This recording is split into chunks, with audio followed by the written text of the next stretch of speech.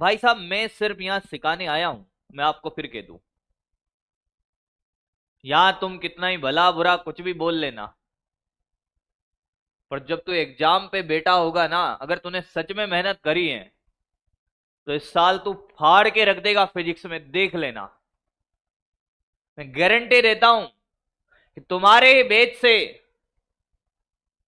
180 out of 180 निकालेंगे। और मैं उस हर बच्चे से कहना चाहता हूं जो मेहनत कर रहा है बेटा, अपनी मेहनत को दोगुना कर दे। और पहली बार फिजिक्स में हिंदी मीडियम में 180 आउट ऑफ 180 लेकर आएंगे अपन इसी साल। क्यों करा रहा हूं इतने क्वेश्चन भाई? कि मैं आपसे फिर कह रहा हूं ना, इस साल पेपर कभी भी डिफिकल्ट नहीं आता है, क्योंकि नीट का भी एक लेवल है। किसी को लगता है कि साहब इस साल पेपर बहुत डिफिकल्ट आएगा, कभी नहीं आता है पेपर डिफिकल्ट, बना ही नहीं सकता कोई। नीट का पेपर डिफिकल्ट बना ही नहीं सकता, क्योंकि नीट का एक लेवल है और उस लेवल के ऊपर जा ही नहीं सकता, क्योंकि उसको परमिशन ही नहीं है साहब। भाई आपको ये तो पता है कि नीट का पेपर एडवांस का पेपर तो नहीं देगा, देगा तो नीट लेवल का ही, तो पेपर डिफिकल्ट आएगा ही नहीं, मैं आपसे फिर कह दूं। और सिलेक्शन पाने के लिए उस पेपर में आपके सिलेक्शन वाले क्वेश्चन आपको ढूंढने पड़ेंगे। सिलेक्शन 45 आउट ऑफ 45 क्वेश्चन करने से नहीं होता है, सिलेक्शन तो 35 क्वेश्चन करने से भी हो जाता है। तो आपको ढूंढने हैं कि आपके सिलेक्शन वाले क्वेश्चन कौन से हैं। जब आप पेपर देने जाते हो तब आप यही नहीं समझ पाते हो, आप गधों की तरह किसी भी डिफिकल्ट क्वेश्चन में उलझ जाते हो। आपको ढूंढने पड़ेंगे आपके सिलेक्शन वाले क्वेश्चन। आपको लगता है आपका फिजिक्स थोड़ा सा डिफिकल्ट है, तो आप ढूंढिए भाई, पेपर दीजिए। इसलिए बार बार कहते हैं हम लोग, साहब पेपर दो, पेपर दो, पेपर दो, ताकि आप समझ पाओ कि सिलेक्शन पाने के लिए हमें क्या करना पड़ेगा, हमें कौन से क्वेश्चन सिलेक्शन दिलाएंगे वो ढूंढने हैं। तो एक बात और ध्यान रखिएगा, एक क्वेश्चन गलत होता है ना बेटा, -1 नहीं होता, -5 होता है सीधा। अगर आप एक क्वेश्चन गलत करके आते हो तो -1 नहीं होता है, -5 होता है। और -5 इज अ बिग नंबर, जो आपको कहां से कहां उठा के पटक सकता है। माइनस मार्किंग पे कंट्रोल करिए। मुझे पता है बहुत सारे लोग हैं जो माइनस मार्किंग पे कंट्रोल नहीं कर पा रहे, तो करिए भाई, पेपर दीजिए, दबा के पेपर दो भाई। हर संडे पेपर दीजिए, मॉक टेस्ट दीजिए और कंट्रोल करिए इसको। मैं तो कहता हूं कि आप कम से कम वीक में 2 बार पेपर देने हैं। आपको अपना शेड्यूल इस तरह से डिसाइड करना है, मॉक टेस्ट के जरिए जिस भी सब्जेक्ट में अगर आपके कम मार्क्स आते हैं, माइनस मार्किंग ज्यादा हो रही है, आप क्या करिए, पेपर दीजिए ज्यादा से ज्यादा। आप माइनस मार्किंग कैसे कंट्रोल कर सकते हो? नहीं सर हम बैठ के सोचेंगे 2 घंटा हम क्या करेंगे, मेडिटेशन करेंगे, क्या हमारे माइनस मार्किंग कंट्रोल हो जाएगी? बिल्कुल नहीं होगी। कैसे होगी? आपको पेपर देने पड़ेंगे। आपको उस एनवायरमेंट में अपने आप को पटकना पड़ेगा कि एग्जाम का जो प्रेशर होता है उस प्रेशर को आपको कैसे हैंडल कर रहे होगे, वो सिखाता है आपको पेपर। जब आप पेपर दे रहे होते हो तब आपके जो दिमाग का प्रेशर है वो 1 एटीएम से ज्यादा होता है। एटमॉस्फेयर ने तो प्रेशर डाला हुआ है ना भाई, पर उससे खतरनाक प्रेशर होता है क्या, यहां का प्रेशर। ये हैंडल कर ही नहीं पाता बच्चा, और जब ये हैंडल नहीं कर पाता है तब वो माइनस करता है। पेपर इसलिए मत दे कि तुझे 600 प्लस लाना है कि 700 प्लस लाना है। अगर तू 200 300 400 की कैटेगरी में है तो मैं तेरे से फिर कह रहा हूं, तुझे पढ़ने से ज्यादा अपनी टेक्निक बदलने की जरूरत है, पेपर को कैसे स्मार्ट तरीके से हैंडल करना है।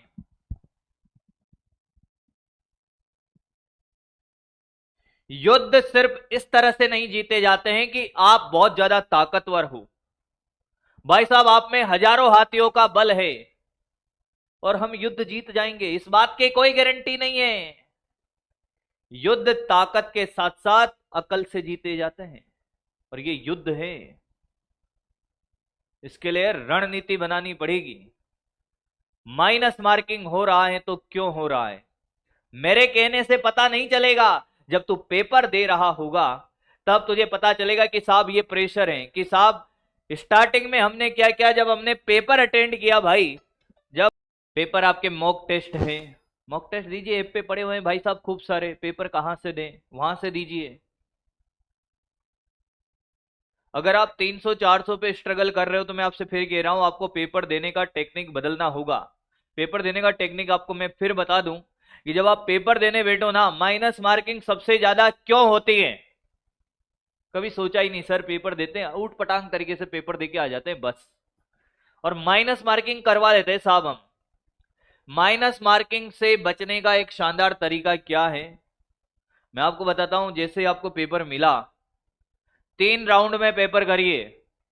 पहले राउंड में आप क्या करिए, एजे क्वेश्चन करिए बस। जैसे आपने फिजिक्स उठाया, आपने केमिस्ट्री उठाया या बायो उठाया, सबसे पहले सब्जेक्ट चूज करना बहुत जरूरी है कि साहब अच्छा सब्जेक्ट कैसे चूज करें।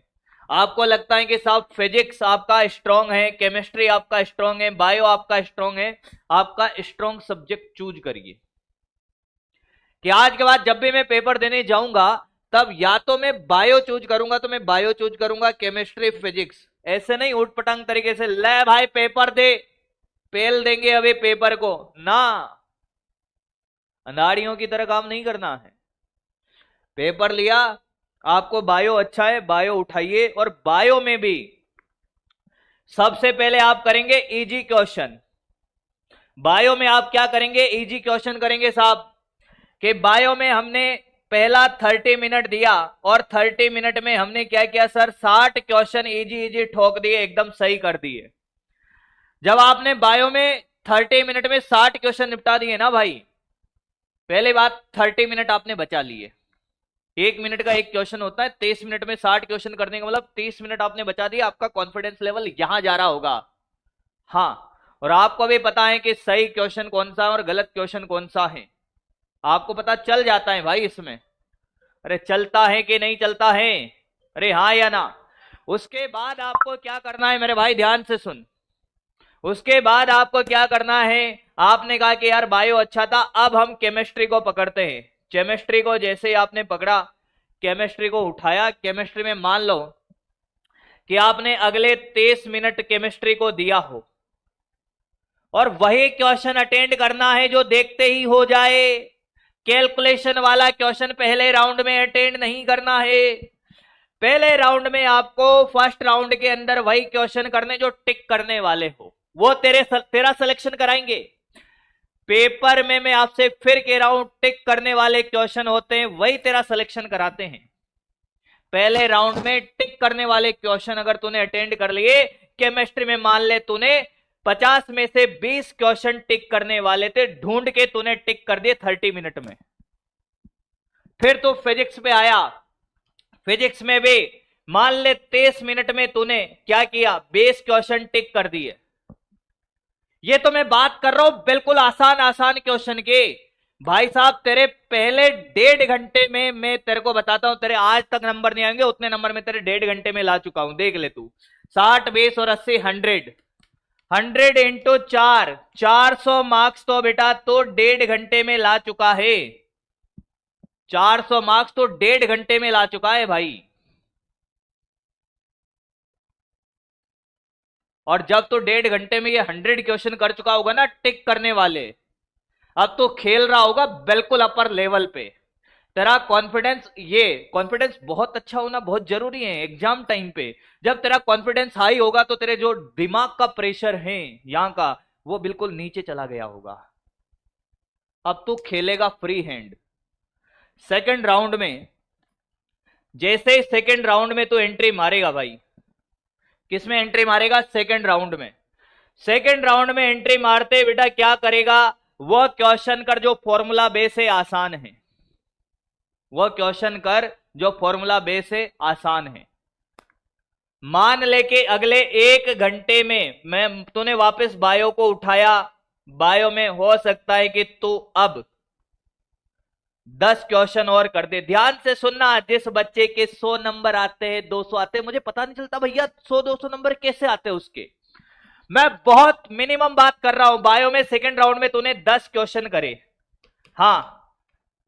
केमिस्ट्री के अंदर भी तूने मान ले 5 क्वेश्चन करे, और फिजिक्स के अंदर भी तूने 5 क्वेश्चन करे, 20 क्वेश्चन और कर दिए। भाई साहब 480 नंबर तो तुझे सिर्फ और सिर्फ आसान आसान में ले आया हूं। जिसके 100, 200, 400, 500 नंबर भी नहीं आते हैं ना, उसकी बात कर रहा हूं। अरे ऐसे ही होता है बेटा, तुम लोग पढ़ते वढ़ते नहीं हो ढंग से। मैं आपसे कह रहा हूं ना, 500 मार्क्स लाना नीट के किसी भी टेस्ट पेपर में कोई बड़ी बात नहीं है। तो अगले टेस्ट में ये टेक्निक अप्लाई करना और पढ़ के जाना, और कोशिश करना कि अगर तूने 500 मार्क्स तक, अगर मान ले कि तू 200 तक खेल रहा था, 300 नंबर तक खेल रहा था, और इस पेपर में तू 500 मार्क्स तक खेल गया, रिस्क नहीं लेंगे, बिल्कुल रिस्क नहीं लेंगे टेस्ट पेपर में हम। रिस्क लेने का मतलब है हम माइनस मार्किंग की तरफ बढ़ते जा रहे हैं। अब 400 500 के बाद सर ज्यादा कैसे होगा, 500 के बाद 600 में कैसे जाएंगे, 700 में कैसे जाएंगे। भैया जो 200, 300, 400 में खेल रहे थे उनके लिए तो मैंने तरीका बता दिया। जो बच्चे 500 से 600 के बीच में खेल रहे हैं, 600 से 700 के बीच में खेल रहे हैं भाई, इनके बारे में बात करता हूं। 500 वालों को तो बता दिया मैंने। आप लोग ध्यान रखिए कि आपको पढ़ने का तरीका आपको पता है। एक कह रहे हैं कि सर बोलना बहुत आसान, तो मर क्यों रहा है यहां? तेरे से किसने कहा था कि यहां आना है? बोलना बड़ा आसान है, तो यहां क्यों मर रहा है? नहीं बनना डॉक्टर, भाग जा। भाई बोलना बड़ा आसान है तो क्यों कर रहा है तू? मत कर, निकल, भाग। तुझे ऐसे डॉक्टर बना देंगे तो 20, 50, 100 जनों की लंका लगा दे, फिर इसलिए डॉक्टर बनाए तुझे हैं कि साला जो आए उसी को निपटा देंगे। जानवरों की सुई इंसानों की लगाया जा रहा है, इसलिए बनाए तुझे डॉक्टर। अगर तुझे लगता है कि बहुत आसान तरीके से अगर तू डॉक्टर बन सकता है तो नहीं बनेगा, मैं लिख के दे दूं, बिना मेहनत के नहीं बनेगा। जो बच्चे 500 से 600 के बीच में खेल रहे हैं भाई, सिलेबस देखो, जो भी सिलेबस है उस सिलेबस में आप देखो कि उस चैप्टर का कौन सा टॉपिक तुम्हें नहीं आता है, जिसकी वजह से आपका क्वेश्चन गलत होता है। मुझे बताएं, जो बच्चा 500 से 600 वाला है, माइनस मार्किंग का इसको भी प्रॉब्लम है, खेल तुम्हें भी वैसे ही करना है। पर 600 प्लस तब जाएगा सिलेबस देखने के बाद हमें पता चला कि साहब यूनिट डायमेंशन है एक चैप्टर, ठीक है सर। यूनिट डायमेंशन के सारे टॉपिक लिख दे, टॉपिक 1, टॉपिक 2, टॉपिक 3, टॉपिक 4। क्या चारों टॉपिक मुझे आते हैं कि साहब टॉपिक आते हैं, फॉर्मूला आता है, कंसेप्ट आता है, सब आता है। क्या मैं किस टॉपिक के क्वेश्चन पे अटक जाता हूं, उसको गोला मार, उसके क्वेश्चन प्रैक्टिस कर। टॉपिक वाइज पढ़े भाई, और जो तुझे आता है उसको बिल्कुल मत पढ़ना, जो नहीं आता है उसे ही पढ़ना। हाँ भाई 600 से 700 वाले सुन ले, जो तुम्हें आता है उस टॉपिक को बिल्कुल ना पढ़े। अरे भाई वो आता है ना, एक ही चीज को बार बार कहां तक पढ़ेगा मेरे भाई? जो नहीं आता है उसको पढ़ें, उस पे क्वेश्चन प्रैक्टिस करें। यकीन रखना दोस्त, 1, 2, 3, 4, लगभग 3 से 4 टेस्ट के बाद तेरे मार्क्स सडनली इंक्रीज होना स्टार्ट हो जाएंगे, सडनली इंक्रीज होगा। और तुझे टेक्निक लगानी पड़ेगी ये भाई। बेटा माइनस मार्किंग का मैंने आपको बता दिया है, वही क्वेश्चन करे जिसका पूरा पूरा आंसर आ रहा है, 100% भरोसा है। क्लियर है? 600 से 700 वाले सुन लीजिए, अपनी कमियों पर काम करो, उन टॉपिक पे ज्यादा फोकस करो जो टॉपिक नहीं आते हैं, टॉपिक वाइज पढ़ना स्टार्ट कर दो। तो उम्मीद है कि आराम से आपके मार्क्स बढ़ेंगे। मान ले किसी के 500 आ रहे थे, उसने थोड़ा ध्यान दिया, ये टेक्निक लगाई, चीजों को ध्यान रखा, तेरे 520 भी होते हैं ना तो सेलिब्रेट कर, दुखी मत होना गधों की तरह कि साहब पहले 500 आए थे अब 520 हुए हैं। इंजॉय दैट मोमेंट, क्योंकि 520 तो हमारा टारगेट नहीं है, हमें जाना 650 700 तक है। अरे हाँ कि ना? हो सकता है इस टेस्ट में 520 आए हो तो फिर इंप्रूवमेंट किया 550 आ जाएंगे। भाई एक बार में कोई भी चीज इंस्टेंट नहीं आती है भाई, किसी को भी।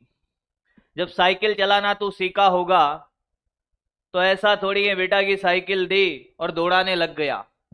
पहले तूने साइकिल को नीचे, जो डंडा होता था उसके नीचे वाले वो लंगड़ी बोलते थे उसको, वो वाली सीखी होगी, फिर ऊपर सीट वाली सीखी होगी, डंडे वाली सीखी होगी। तो स्टेप बाय स्टेप हम बढ़ेंगे भाई आगे। मॉक टेस्ट बहुत सारे ऐप है, अपने ऐप पर भी मॉक टेस्ट होंगे बेटा, वहां से दो।